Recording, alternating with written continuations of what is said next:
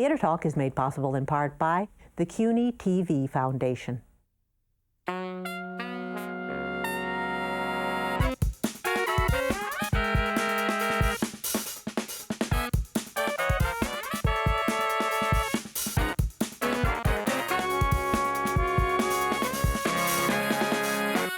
From New York City's beautiful Gramercy Park, this is Theater Talk. I'm the show's producer, Susan Haskins. And I'm Michael Riedel of the New York Post. And we are standing in front of this beautiful vintage 19th century mansion, which is now the Players Club. It was once the home of Edwin Booth, and we're going to have a tour of it conducted by our friend Howard Kissel, who's written a terrific new book, New York Theater Walks, about all the great theatrical sites of New York. So let's go inside and take a look around this really gorgeous, gorgeous house. All right, Howard, now we are in the bar of the Players Club. And the Players Club was originally the home of Edwin Booth, a great American actor. Tell us a little bit about Edwin Booth and his place in the history of American theater. Edwin Booth was a member of a great acting family. His father was a distinguished actor. He had a brother who was an actor who found himself inclined to making political statements. This was not good for the Booth family. No. Nevertheless, one of the interesting things about the Booths is how did they make their reputation? Did they make their reputation doing boulevard farce? Did they make their reputation doing the Neil Simon of the 19th century, whoever that would have been? No. The Booths made their reputations, actors made their reputations in the 19th century by doing Shakespeare. Gramercy Park, where this house is, was sort of the Fifth Avenue of its day, was it not? Oh, absolutely. Remember, New York made a very interesting progression. In the 18th century, there was nothing wrong with living above your store. And so all the most successful people lived above the store. But as transportation improved, as it became possible and chic to have your own carriage, then you could live elsewhere. And Gramercy Park, which was based on ideas that were popular in London at the time, was an extremely fashionable place to live. Mm-hmm. But also it's a testimony to the success of Edwin Booth that he was able to build this grand, grand house with the money he made from the show business. And he donated this house to the Players. He established the Players Club. And this is kind of comical, because he wanted to have a place that actors could mingle with gentlemen. Because Booth himself had mingled with gentlemen, it was his fond wish that other actors should be able to sort of move up in the world. And so that was the beginning of the end of society, as we know. That was, as you're absolutely right, That's Michael. Right. From there, it was pure downhill. All the way, that's right. But that was the original purpose of the club. And he left the club to be the Players Club on his death, right? Yes. And one of the wonderful things we shall see as we go upstairs is the room in which he died has been preserved exactly as it was. That'll be the climactic moment of the show, so stick around. Stay. All right, so let's go through the Players Club. Let us go through the Players Club. I wanted to ask you, Howard, when John Wilkes Booth shot Lincoln, did that end Edwin Booth's career? No, because after all, that was 1865. I mean, I think there was an understanding that every family has its problem. That's a pretty big problem. That was a big Your brother problem. kills the President of the United States. But as we know, the brother himself soon after died. I mean, it was a huge embarrassment for the Booths, but no, their reputation was such that it did not hinder his career. Now this is the sort of the main entrance hall to the house. Beautiful, beautiful. Right. If you were a guest of Mr. Booth, you came in this way. That was the way people entertained. The area back there, which is now a dining room, it ended. The house ended here. The house ended at that arch. Where those chairs are, that was built later. It was a garden back there. This was a garden, yeah. Garden was, I think, beyond here. But in recent years, and certainly all the time that I've known the Players, This has been a theater with that little stage. Where you and I have both performed any number of times in the Project Shaw. In Project Shaw, indeed. Yes. Indeed. I want to look at a couple of the pictures in here. Okay. There are a number of well-known actors. Here is Howard Edwin Booth himself. Edwin Booth, And what play is he in here? Well, this is a play called The Conspiracy. And you reviewed it when it first came out? Was that? I remember it very well. No, it was apparently a play about Cardinal Richelieu, the great power broker in 17th century France. That tells us something interesting, doesn't it, Michael? Which is? The theater was about big stuff, like Exactly.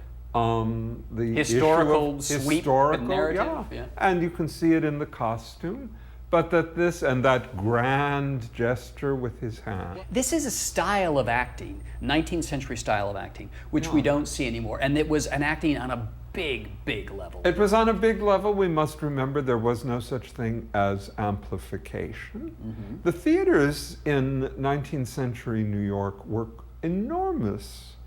They routinely sat 2,000 people. So you had to you perform had at to that have level to hit gestures them. like that in order to make sure that the people way up in the balcony, whom apparently you cared about, could understand what was going on. And of course, there was, as we know, there was no television, so actors didn't have to be little and intimate and tiny, because we see so many TV actors come to the stage now, and they give small performances. They give small performances because they know that the camera amplifies their work. In the theater, you don't have that. You have to be able to do that. I wonder if we were to see an Edwin Booth performance today, if it wouldn't just seem too hammy to us. I have a feeling it might. Audiences accepted that. That was the standard, and he was considered great. And look at those wonderful eyes. You could probably see those eyes those flashing at eyes. you from way up in the balcony. Those eyes are fabulous, yeah. And they did have lighting, so obviously the lighting brought out the eyes. Across the way from our founder, Mr. Booth, is one of the most popular, beloved, and respected actors of the 19th century, Joseph Jefferson. Great eyes as well. Great eyes as well. This particular portrait, he is playing one of the classic roles. He's in The Rivals by Richard Brinsley Sheridan.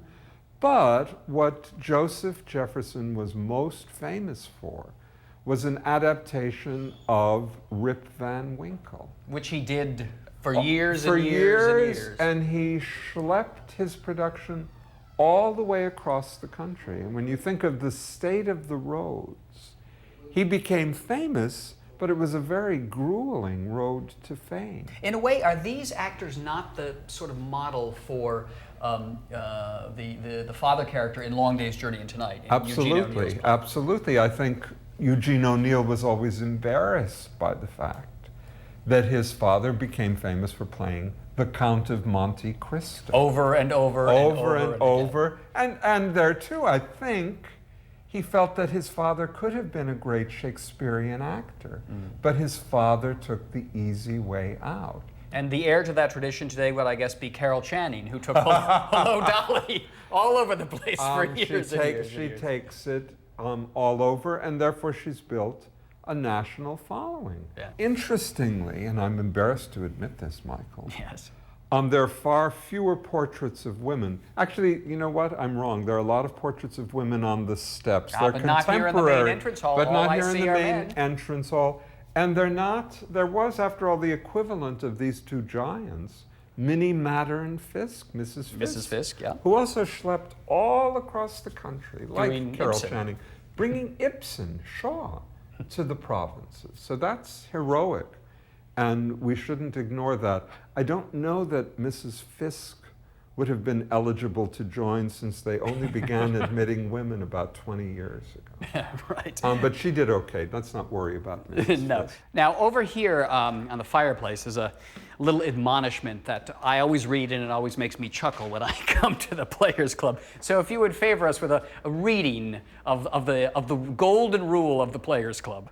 Good friend, for friendship's sake, forbear to utter what is gossiped here in social chat, lest, unawares, thy tongue offend thy fellow players. Well, I, as a gossip columnist, would be out of a job if actors didn't chatter and gossip away. Thank God no one has apparently looked at it. I didn't look at it, most of the members, and they all tell you what they shouldn't tell you. Now, this is my favorite room of the Players Club, because I love the windows here, which look out over Gramercy Park. It's an extraordinary room. Again, this was a room in which you entertain. Right. Anything you want to point out here? These are 3 portraits by John Singer Sargent, one of the great artists of the turn of the 20th century. But the sad thing is, this is one of those reproductions. Ah, yes, right. Gift of C. Benedict. We should say that this painting is a copy of a painting that stood here for a long time. Which was extraordinarily valuable, and because the players have fallen on hard times, it was sold. It's too bad that they had to sell them, but I guess they were shoring up the finances. But this is Booth, and this is yet again Joseph Jefferson. Right. Are we allowed to go outside? Yes, of course, I think we are. And we're going to do Romeo and Juliet out here, Howard, I think. So, and we haven't rehearsed, so we won't do it right now. We won't do it. But yes, this is glorious, and to look, there are very few parts of New York City, as you know, where you can see this much sky. Now, when the Players Club became the Players Club, this was much closer to the epicenter, the center of where the theater was in New York.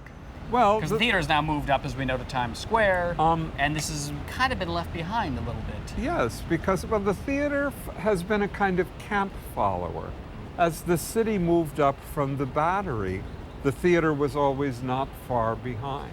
One of the points of my book is to stress how in some cities there is a little area where you may have a few theaters, but in New York, theater has always been a part of the economic life of the city, starting from the earliest days. Now, the theater, as we know, today, it's a huge part of the economic... The $2 billion a year industry, apparently. Yeah, that's one of the reasons people come to New York. But the difference is Edwin Booth was doing Othello, and now they're doing Shrek. A big difference, I agree. That's right. But nevertheless, theater or show business has been related to the lifeblood of the city. After all, unlike many of the cities on the eastern seaboard, which were founded under religious auspices, we were founded by the Dutch for 2 reasons. Place to make money and have a good time. And that's what we're still doing. Look what an elegant staircase. Indeed. And now we enter kind of the women's gallery. Well, we have, of course, Katharine Hepburn here. Katharine Hepburn. Muriel Kirkland, who none of us knows anything about. And of course, the great divine Beatrice Lillie. Yes, yeah. Who is mainly known for all of the plays that she did with the divine Noel Coward.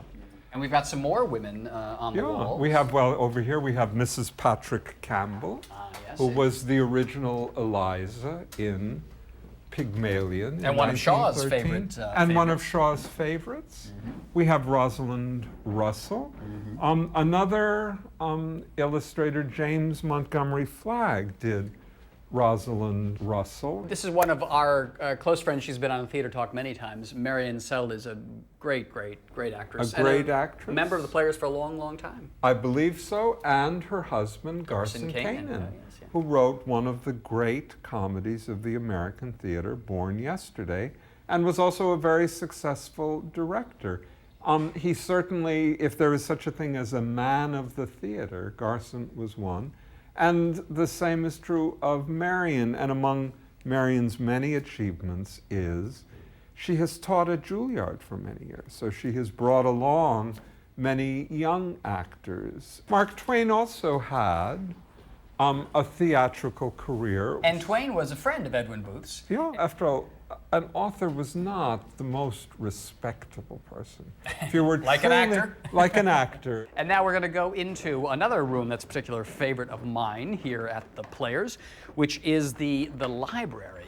Yes, this was Mr. Booth's library. This was his library. And again, a library was an extremely important part of a house in 19th century New York. And again, because Booth was a serious actor, it was important for him to be able to read about all sorts of things. On this table, Howard, and again, you're going to favor us with another bit of room, this is the letter that Edwin Booth sent to the American people after his brother shot Abraham Lincoln. Yeah. To the people of the United States, my fellow citizens. Interesting that an actor would address the public in this way.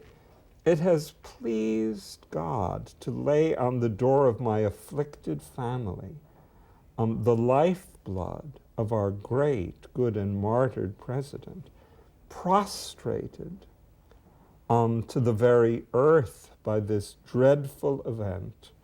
I am yet but too sensible that other mourners fill this land.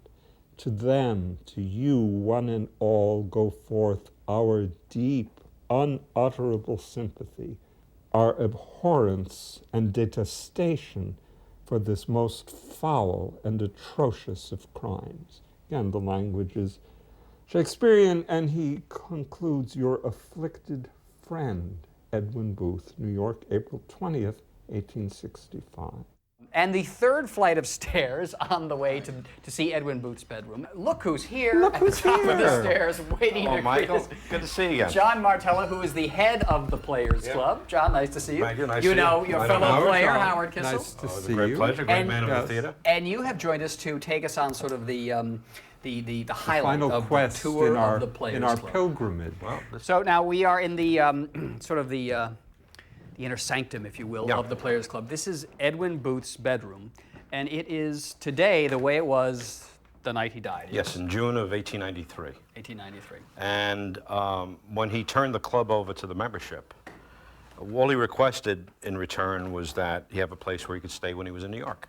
And this was his room, and as he said, he died in that bed.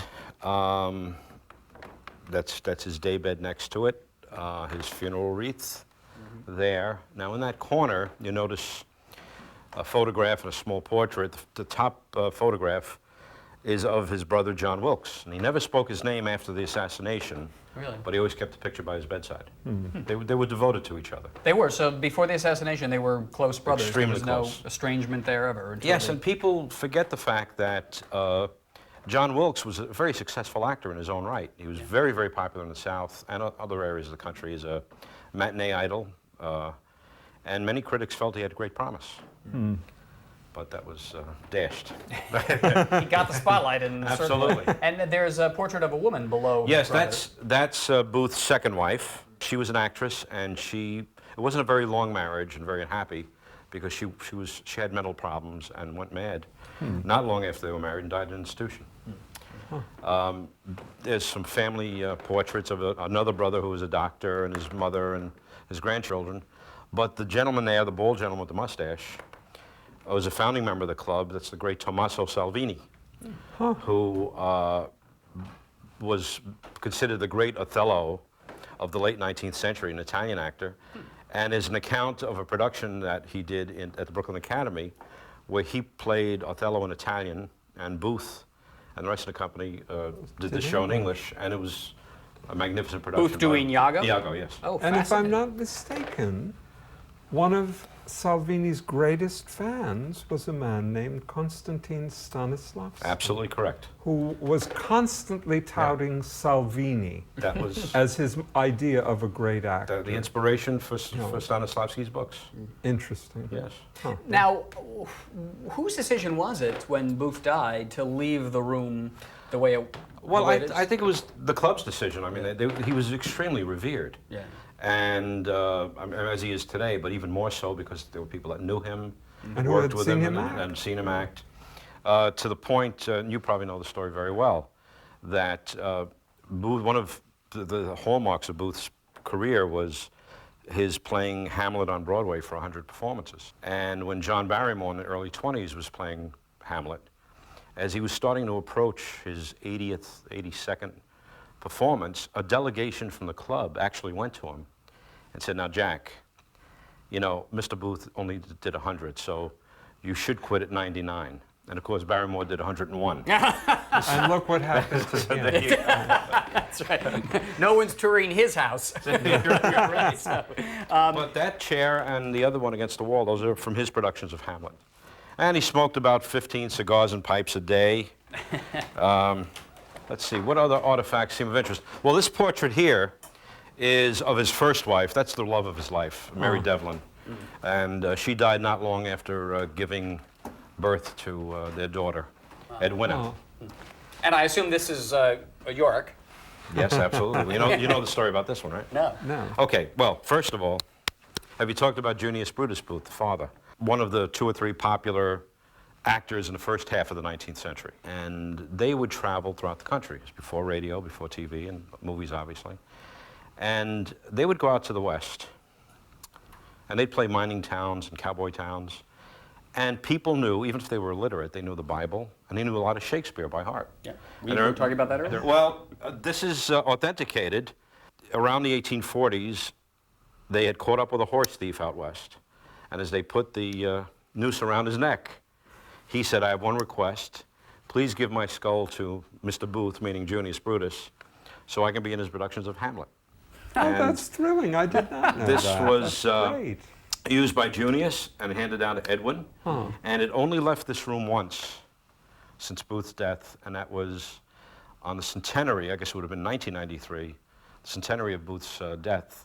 Steve Lang was doing Hamlet at the Roundabout, and they took this with under armed guard and swaddling and everything else, and they brought it up to the Roundabout. Well, will you give Jude Law, who's coming to Broadway this season in Hamlet, a chance to... I sure will. We'll give him a chance to do that. And it's Absolutely. signed by Edwin Booth. Yes, and we think that's a Masonic sign there as well, because he was a master mason. Interesting. Yeah.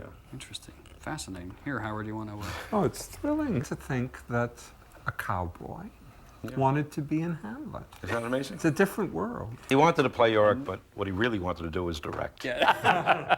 And there's one quote here, I think. And when the smoke ascends on high, then thou beholdest the vanity of worldly stuff, gone with a puff.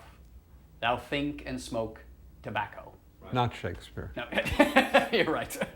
You found something there, Howard? This is very sweet. Outside, a magnificent thunderstorm raged through the city, lighting the room fitfully. Then, after one prodigious crash, the lights went out. Don't let father die in the dark, Edwina screamed hysterically. Lightning played in the room, then the storm died away. Booth died with it, breathing his last at 17 minutes after 1 o'clock on the morning of June 7th, 1893. He died peacefully. It was like the passing of a shadow. Darling of Misfortune by Richard Lockridge. But that's a perfect thing Lovely, to have here. Thank you very much, Great, John. Michael. Good to see you again. Thank you. Great Thank to you. see Howard, you, always a John. pleasure. And Howard, the inspiration for our little tour today of the Players Club was your book called New York Theater Walk, 7 self-guided walking tours of New York relating to the theater.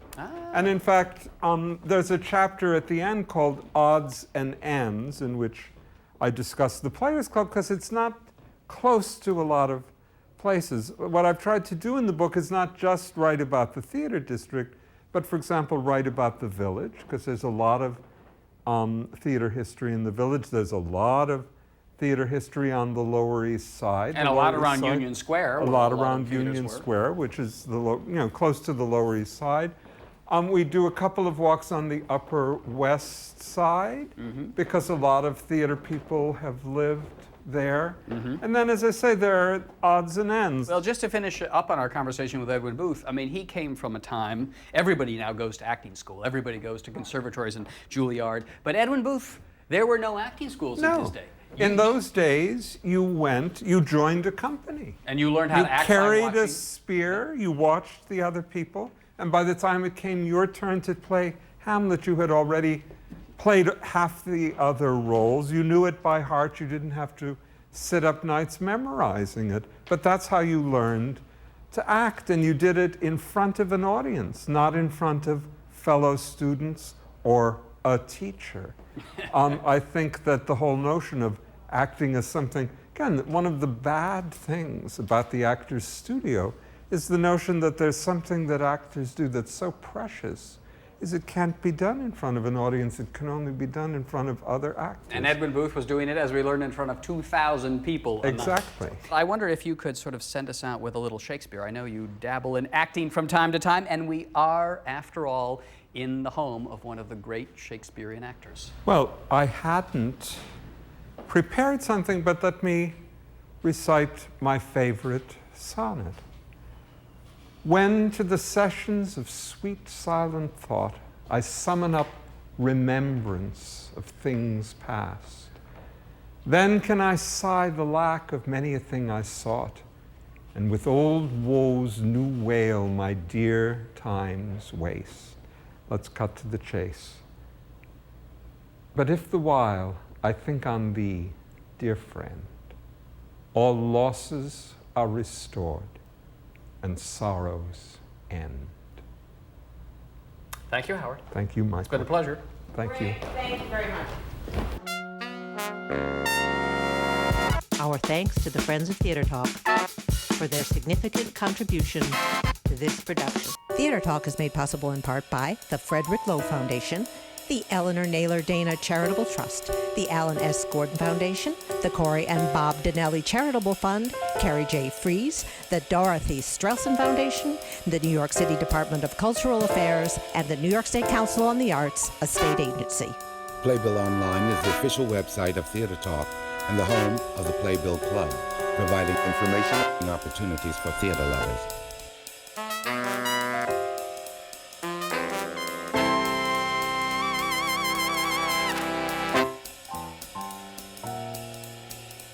We welcome your questions or comments for Theatre Talk. Thank you and good night.